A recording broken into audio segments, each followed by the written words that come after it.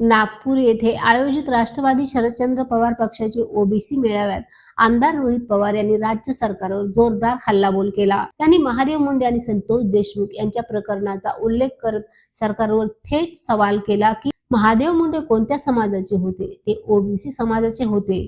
त्यांची पत्नी अनेक महिने न्यायाची मागणी करत होती, पण न्याय मिळाला नाही. ते हिंदू नव्हते का? संतोष देशमुख यांनाही न्याय मिळाला नाही. ते हिंदू नव्हते का? रोहित पवारांनी आरोप केला की सरकार आणि भाजपचे लोक समाजाच्या जातीमध्ये संघर्षाची बी पेरत आहेत.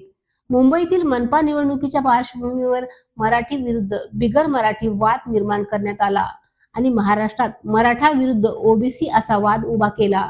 ते म्हणाले, शेतकऱ्यांचे नुकसान झाले तर नुकसान भरपाई देताना धर्म आणि जात पाहणार का?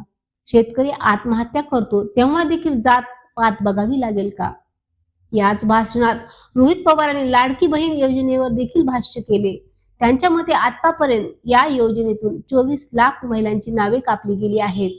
स्थानिक स्वराज्य संस्थांच्या निवडणुकीपर्यंत ही योजना चालू ठेवली जाईल, पण त्यानंतर ती बंद होण्याची शक्यता आहे.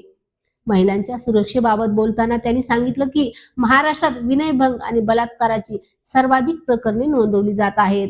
महिला आयोग स्थानिक स्वराज्य संस्थेमध्ये महिला आरक्षण हे सर्वात पहिले शरद पवार यांनीच आणले, याचीही त्यांनी आठवण करून दिली. नागपूरच्या या मेळाव्यात रोहित पवारांचे भाषण हे सरकारवर कठोर टीका करणारे होते, ज्यात त्यांनी समाजातील जातीय संघर्ष, शेतकऱ्यांचे प्रश्न आणि महिलांचे हक्क यासारख्या विषयावर आपली भूमिका स्पष्ट केली.